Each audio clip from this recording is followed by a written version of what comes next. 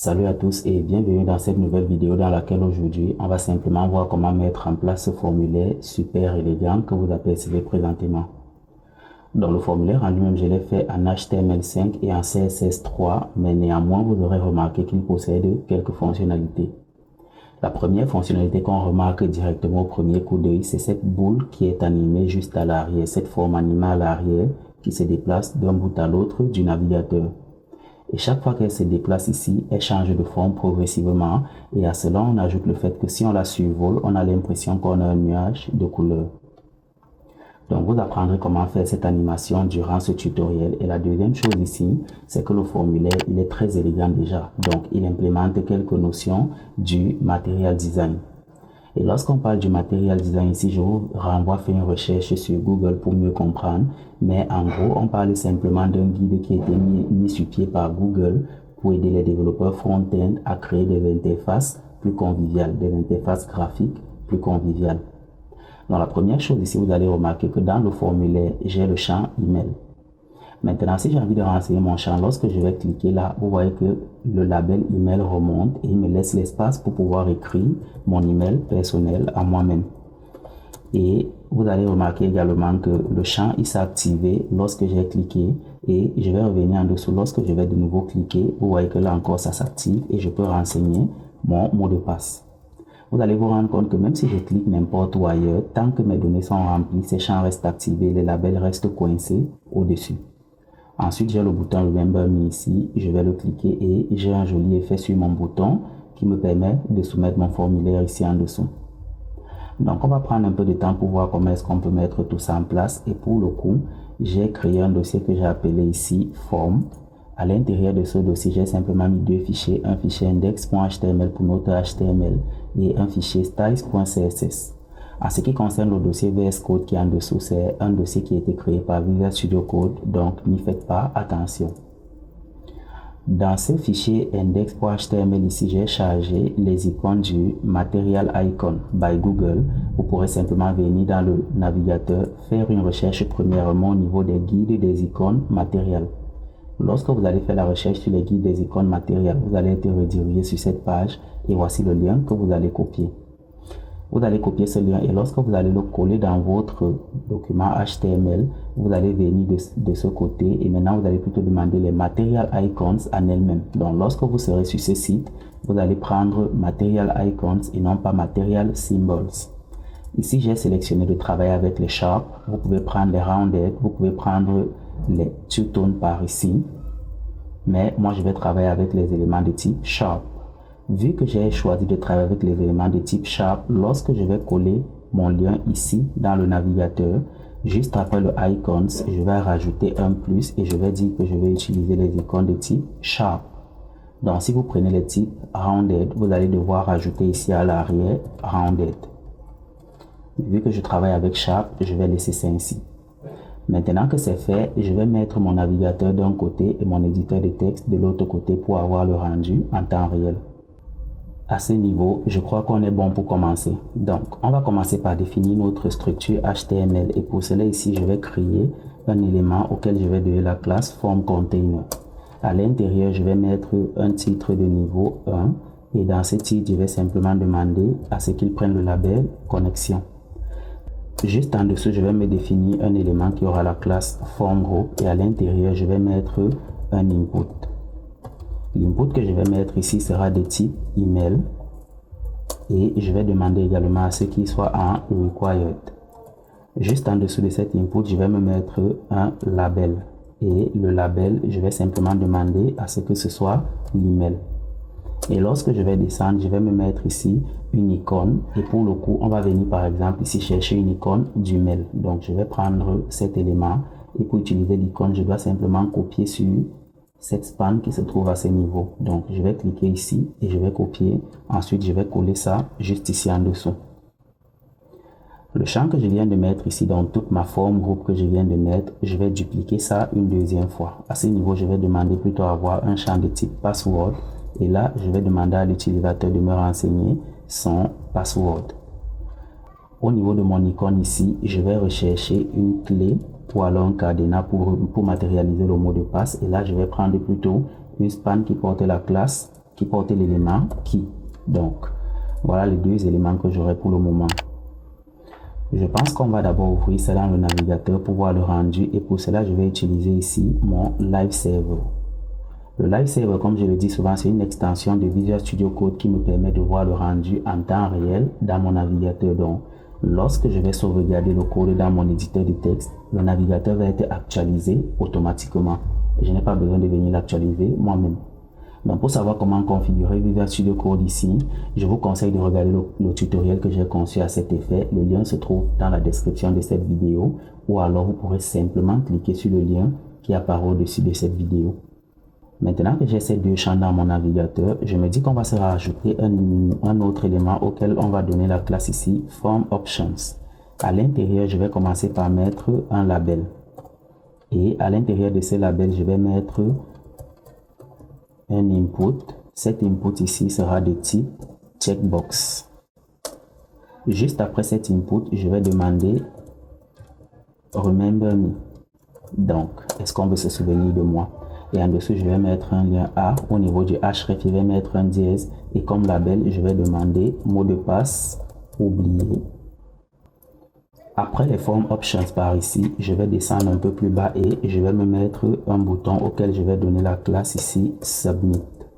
Le label du bouton sera se connecter. Bien évidemment, on est dans un formulaire de connexion.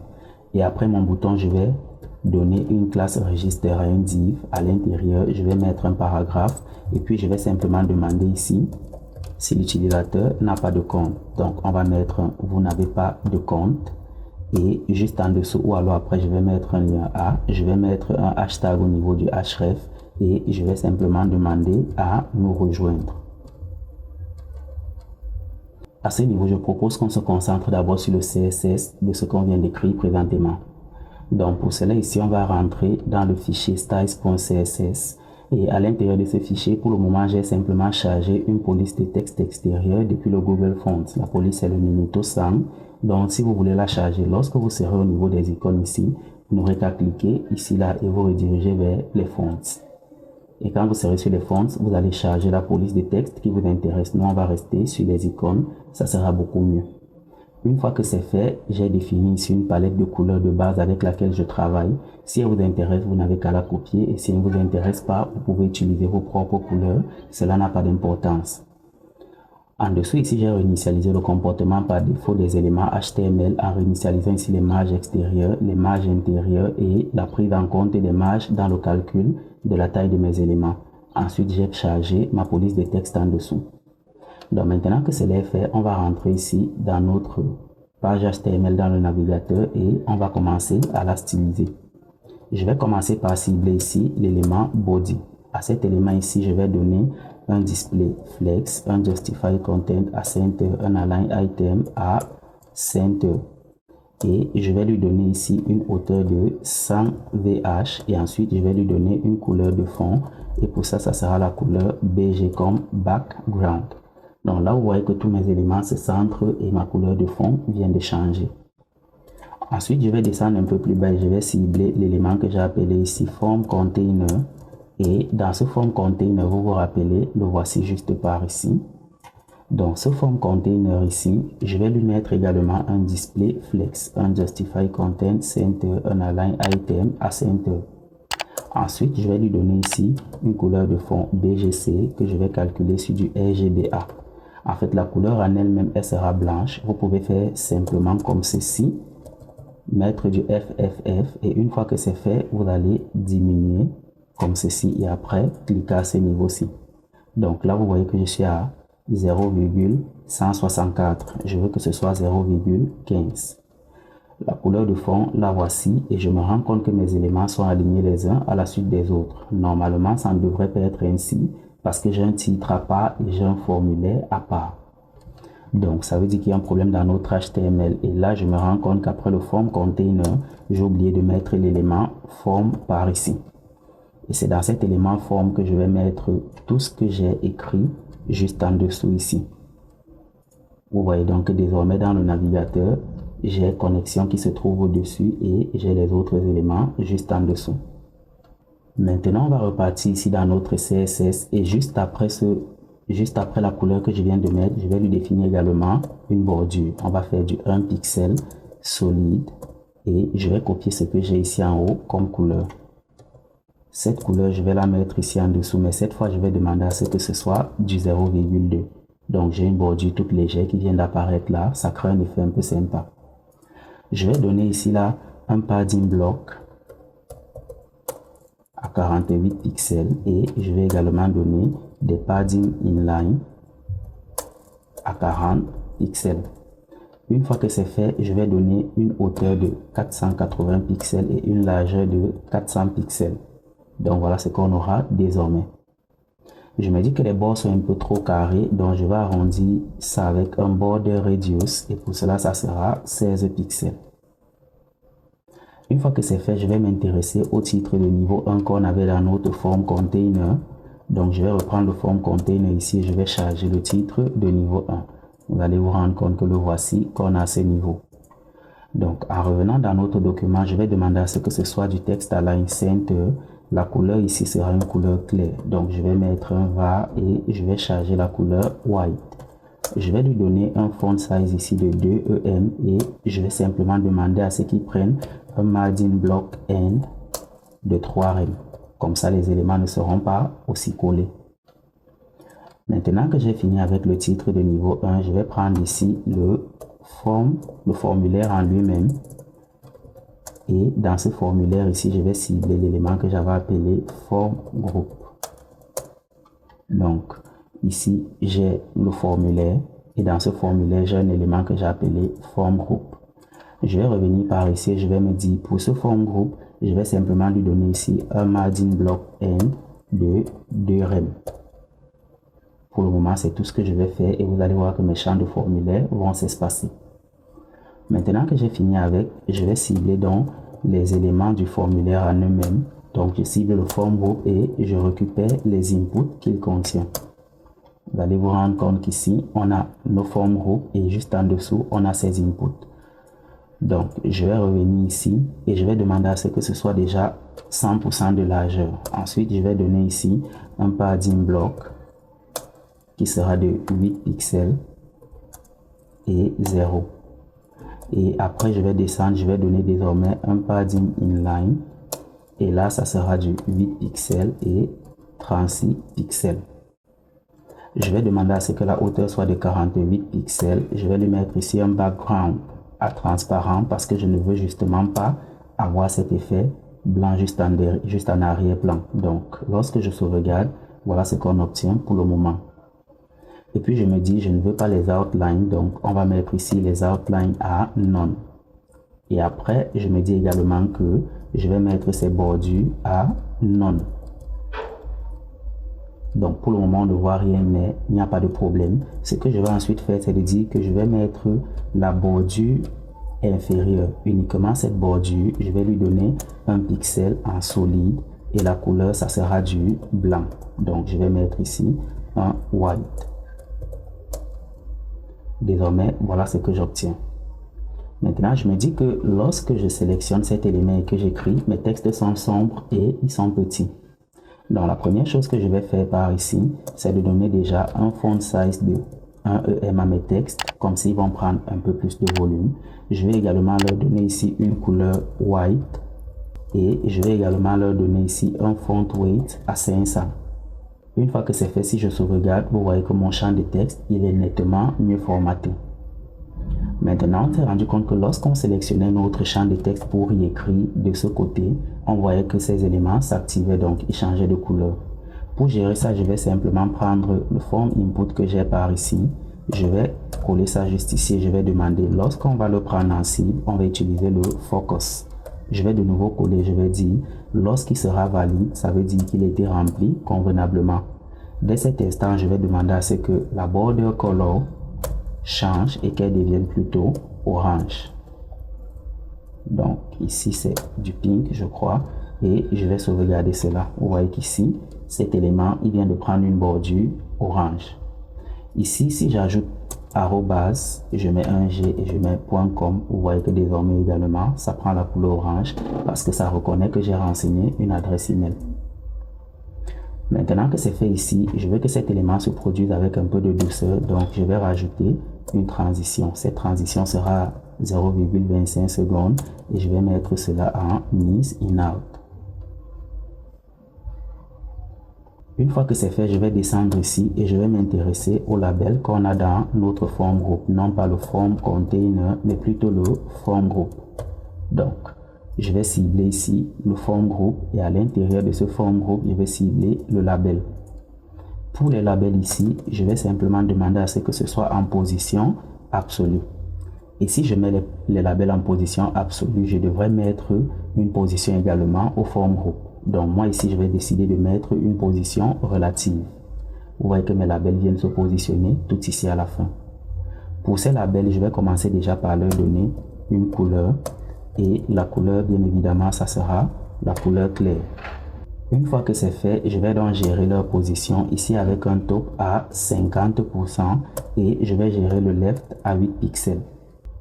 Si je sauvegarde, vous allez voir que mes labels ici se placent directement au niveau de ma bordure inférieure. Or, j'aimerais que ça se place directement au niveau de mes textes. Donc, pour gérer ça ici, la transformation top que je viens de donner, je vais lui appliquer une nouvelle transformation et ça sera du translate suivant l'axe de Y. Je vais demander que ce soit moins 50%. Vous voyez que maintenant mes champs sont légèrement remontés. Donc je vais continuer ici en lui donnant un font weight de 500 et je vais également lui mettre un pointer event à none. Une fois que c'est fait, lorsque mes champs sont remplis, j'aimerais que les labels se retrouvent un peu plus haut. Donc pour gérer ça, je vais simplement copier les deux éléments que j'avais mis un peu plus haut ici, que je vais coller juste en dessous. Je vais dire lorsqu'on cible le champ du formulaire ou alors lorsqu'on a rempli le champ du formulaire convenablement, je vais m'intéresser au label qui se trouve juste après. Et pour ce label, je vais demander à ce que ce soit une position top à 0. Et une fois que c'est fait, je vais également changer sa couleur ici. Et pour cela, la couleur de texte, ça sera du pink. Donc là, mes labels, ils sont bien évidemment montés, mais la couleur n'a pas changé. Oui, c'est vrai. Ici, j'ai oublié de préciser que c'était des variables. Là, la couleur vient de changer. Donc maintenant, je vais descendre un peu plus bas et je vais m'intéresser à l'élément, à l'icône qu'on avait mis juste ici en dessous. Donc pour mettre cette icône ici, je vais cibler le form group et je vais cibler la span qu'il contient. Je vais demander à ce que ce soit également en position absolue. Je vais mettre une position R à 8 pixels et je vais demander à ce que le font size soit de 1,1 EM. Donc là, vous voyez que mes éléments sont venus se positionner à ce niveau-ci. Ensuite, je vais demander à ce que ce soit également à un top de 50% et de là, je vais également faire une transformation en appliquant ici le translate Y que je vais bien évidemment remettre à moins 50%. Vous voyez que désormais, ces éléments viennent de monter, ils se sont positionnés à ce niveau-ci. Une fois que c'est fait, je vais m'intéresser à leur couleur et je me dis que pour cela, je vais donner ici une couleur qui sera du white. Et maintenant que c'est fait, je pense que tout va pour le mieux. Sauf que lorsque ces éléments sont activés, on aimerait également que ces deux autres éléments soient activés. Donc pour faire simple, je vais encore copier ce que j'ai à ce niveau-ci. Je vais descendre un peu plus bas et je vais coller ça là. Sauf que cette fois, je ne vais pas m'intéresser au label, mais je vais m'intéresser plutôt au span. Et une fois que c'est fait, je vais également copier cette couleur que j'ai ici, que je vais mettre à ce niveau. Donc désormais, vous voyez qu'il vient de prendre une couleur rouge, une couleur orangée, si on peut dire ainsi. Maintenant, je ne veux pas que cette transition se passe de façon brusque. Je vais également prendre la transition que j'ai mise ici et je vais l'appliquer à ce niveau. À ce niveau, je pense qu'on est prêt pour continuer notre travail et on va maintenant s'intéresser aux éléments qu'on avait appelés les form options. Donc, je vais cibler le form container et je vais cibler ce que j'avais appelé form options. Les form options, lorsque vous allez remarquer, on a le form container ici. À l'intérieur du form container, on a le form options. Maintenant, on va revenir ici dans notre CSS. Et pour les form options, je vais mettre un display flex. Je vais mettre un justify content à space between. Ensuite, je vais demander à ce que ça prenne un font size de 14 pixels et je vais mettre un margin block end à 1 rem.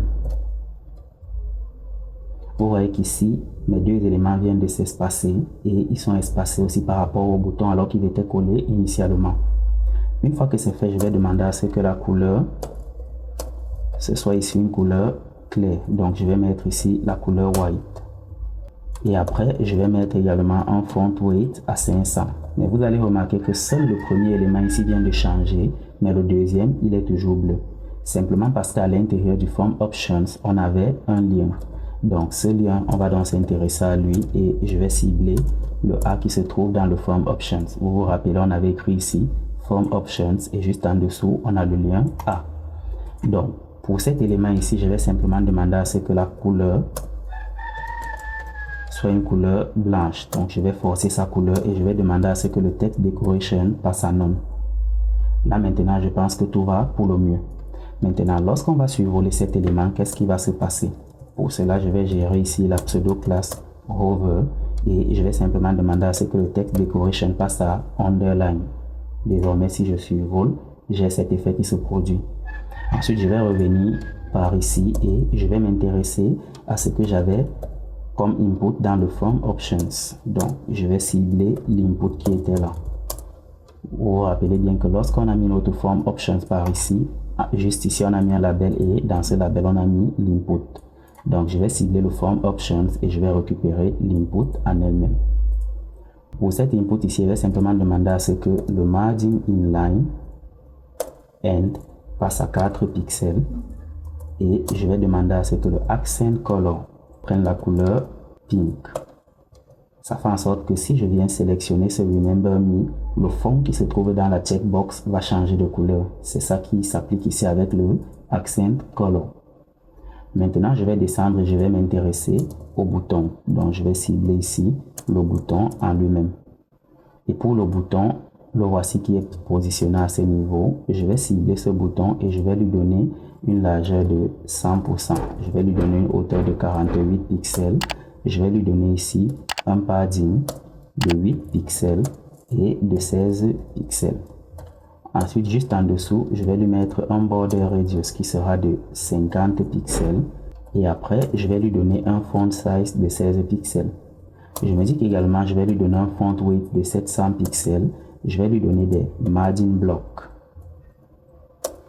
de 10 pixels et de 20 pixels. Donc, si on regarde ce qu'on a pour le moment, voilà à quoi ressemble notre bouton. Sa couleur de fond, je me dis que je vais la changer ici. Donc, je vais lui donner un BGC et pour cela, je vais prendre ici la couleur pink. Et après ça, je me dis que lorsque je lui donne cette couleur pink, la couleur de texte, elle est sombre. Je préfère que ce soit une couleur plutôt claire. Donc, je vais mettre ici un color et pour cela, je vais lui mettre du white. Désolé, c'est comme ceci que j'aurais aimé écrire. Donc, je vais lui mettre du white. Une fois que c'est fait, je vais détruire les bordures qui se trouvent autour. Donc, je vais mettre ici un border à none ou alors à 0. Je vais mettre le outline à none et je vais demander à ce que lorsqu'on survole, que le curseur passe ici en pointer. Maintenant, je vais devoir gérer l'effet de survol ici et pour cela, je vais cibler ce même bouton, mais là, je vais lui appliquer mon hover. Je vais demander donc ici que la couleur de fond change de nouveau. Désolé, là, ça sera mieux ainsi. Mais cette fois-ci, ça sera du BG. Et une fois que ça va changer, je vais demander que la couleur de texte, par contre, elle passe désormais au pink. Donc, si je reviens survoler ici, voilà ce qu'on obtient. Mais ça se passe de façon brutale. Donc, on va mettre ici une transition. La transition que je vais mettre, je veux qu'elle s'applique uniquement à la couleur et au background color. Donc, je vais mettre ça ici en mise in out. Ensuite, je vais dire, tu vas également appliquer cette même couleur au background color. Je vais également mettre ça à 0,25 secondes en mise in out. Et ici, il faudrait que j'écrive ça bien. Donc là, si je survole de nouveau, vous voyez que j'ai une transition, un effet smooth qui se produit.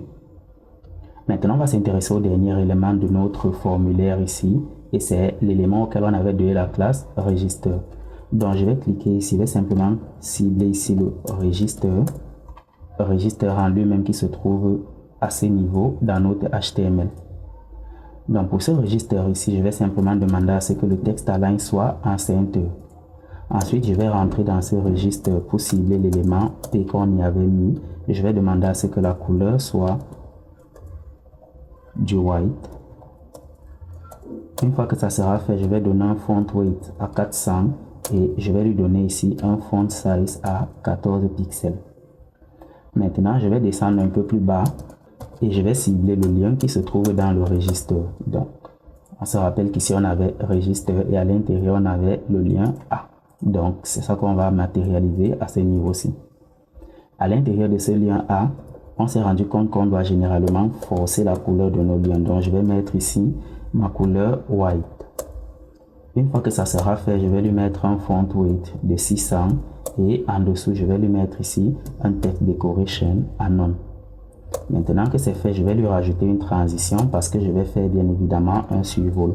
Et la transition, elle sera à 0,25 secondes en is in out. Donc, je me suis dit que je vais faire un survol, donc je vais cibler le lien A qui est par ici et je vais le coller ici tout en dessous. Désormais, je vais m'intéresser à la pseudo-classe hover et de là, je vais demander à ce que la couleur que j'aurai ici passe désormais à une couleur pink. Et le text decoration, il va passer à underline. Donc, si je reviens ici et que je survole, vous voyez que j'ai cet élément qui vient de changer de couleur. À ce niveau, je pense qu'on vient de finir avec notre formulaire dans l'ensemble. Du coup, je me dis qu'on va s'intéresser à l'animation qui se trouve en arrière-plan. Et puis, je me dis que cette couleur ici, elle est un peu trop... Elle n'est pas très bien contrastée par rapport à la couleur de fond. Donc, je vais la modifier. Je vais mettre plutôt cette autre couleur. Je pense que là, c'est nettement mieux. Et ensuite, on va donc descendre pour s'intéresser à l'animation qui se trouve à l'arrière. Donc, en fait, pour l'animation qui se trouve à l'arrière, on va revenir ici et juste au-dessus de notre form container, je vais replier ça. Et juste au-dessus du form container, on va créer un élément auquel on va donner la classe blob. Ça sera tout. Et on va rentrer gérer cet élément dans notre CSS. Dans le CSS ici, je vais commencer par cibler le blob qu'on vient de mettre. Je vais lui donner ici une position absolue. Je vais lui donner une hauteur de 500 pixels, une largeur de 500 pixels. Donc, après la largeur que je viens de lui définir, je vais lui donner une couleur de fond à ce blob. Et désolé, la couleur de fond, je vais la définir avec la fonction linear gradient. Pour gagner en temps, je vais simplement coller ce que j'avais déjà copié. Donc, je vais mettre un linear gradient qui va s'effectuer sur 360 degrés, qui va prendre une orientation de 360 degrés. Et ensuite, la première couleur sera la couleur rouge.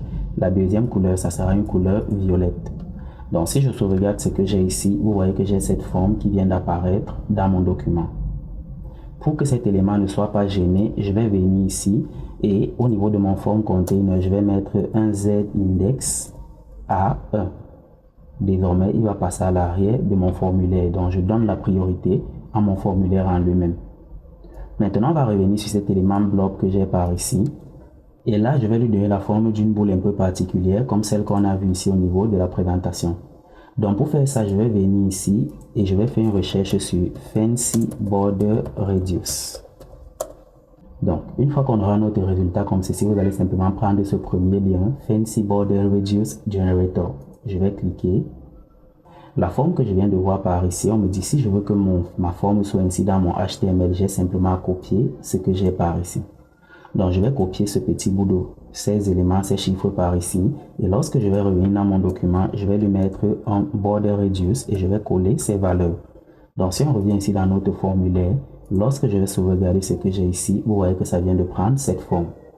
De là, ce que je vais donc faire, c'est de lui appliquer premièrement une transformation parce que j'aimerais le placer en position particulière. Donc, on va commencer ici par lancer un translate.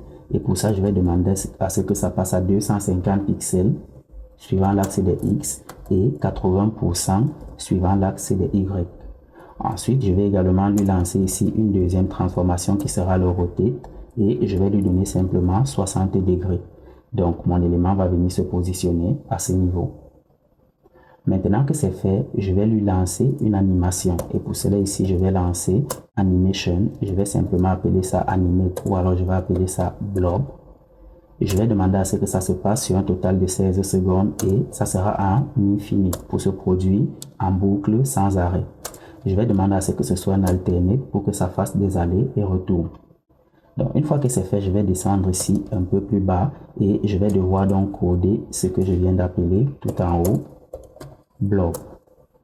J'appelle mon animation ici blob et là, je vais simplement copier ce que j'avais déjà écrit précédemment pour gagner en temps. Et on va expliquer.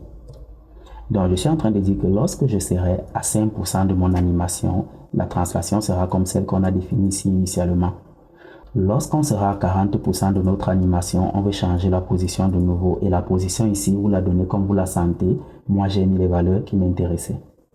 Et lorsqu'on change la position à 40%, on change également la forme. Donc, pour changer la forme, vous pouvez venir simplement ici et vous déplacer juste ces éléments. Vous allez voir que ça va recalculer la forme au fur et à mesure. Et dès que vous avez la forme qui vous intéresse, vous allez la copier et vous allez la coller simplement à ce niveau-ci. Et je vais ensuite dire, lorsque je suis à 75% de mon animation, je change de nouveau la position et ensuite, je rechange de nouveau la forme de ma boule. Donc, si on vient regarder ici dans notre document, vous allez voir que désormais, mon animation, elle se produit déjà. Maintenant, la dernière chose qu'on va faire ici, c'est de gérer le survol pour que ça devienne un nuage. Donc, pour cela, je vais venir juste ici en dessous et je vais cibler de nouveau mon blob. Cette fois-ci, je vais appliquer la pseudo-classe hover pour le survol. Je vais lui appliquer ici un filtre. Et pour le filtre, je vais lancer la fonction blow et je vais lancer ici ça à 30 pixels. Donc, si maintenant je survole mon élément, vous voyez ce qui vient de se produire. Ensuite, je vais demander à ce que lorsqu'on le survole, je veux que sa largeur passe à 560 pixels plutôt que de 500 comme défini initialement. Et je vais demander que la hauteur passe également à 560 pixels. Donc, si je survole, vous voyez que ça grandit davantage. Maintenant, la dernière chose que je vais lui donner ici, c'est un box shadow et je vais simplement copier ce que j'avais écrit précédemment pour gagner en temps. Donc, les box shadows, comme vous allez le constater, elles seront au nombre de 3. Les 3 box shadows seront toutes en inset. Donc, la première box shadow sera simplement à 100 pixels et 100 pixels avec une couleur blanche. La deuxième sera à 200 pixels avec une couleur pink. Et la troisième sera à 300 pixels avec une couleur rouge. Donc, si désormais je reviens survoler, vous voyez que j'ai ma forme qui vient de changer immédiatement. Mais elle se passe de façon brutale simplement parce que je n'ai pas géré la transition. Donc, pour cela, je vais mettre ici un transition. Et cette fois-ci, je vais faire cette transition sur 1 seconde. Par contre, je ne vais pas lui donner du easy now, je vais lui mettre plutôt ici un cubic désir. Et le cubic que je vais mettre, ce sera celui-ci. Vous êtes libre de mettre celui qui vous plaît. Donc maintenant, à ce niveau-ci, je reviens et que je survole. Vous voyez que j'ai mon animation qui se produit avec beaucoup plus de douceur. Et on va regarder dans le formulaire, on se rend compte que notre formulaire, il est convenablement codé. Donc, bien ainsi de finir avec ce tutoriel et on va s'arrêter là. Comme je le dis très souvent, si mes vidéos vous plaisent, abonnez-vous, activez les notifications pour ne rater aucun de mes contenus et laissez-moi des likes. Parce que les likes que vous laissez permettent ici aux algorithmes de YouTube de mieux référencer mes vidéos.